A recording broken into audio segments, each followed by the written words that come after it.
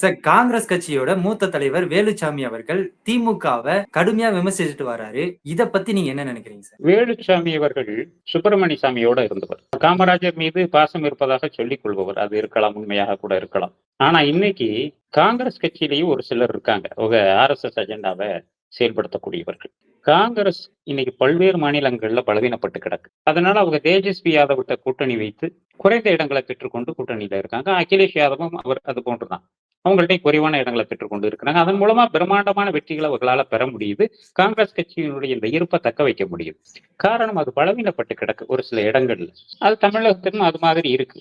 அப்ப இதையெல்லாம் தெரிஞ்சு நாளைக்கு ராகுல் காந்தி அவர்களுடைய அந்த கரம் வலுப்படுத்தப்பட வேண்டும் என்று சொன்னால் இணக்கமா போடும்.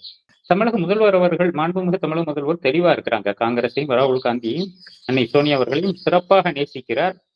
பெரிய இடத்துல வச்சிருக்கார், உயர்வான இடத்துல வைத்து பார்க்கிறார்.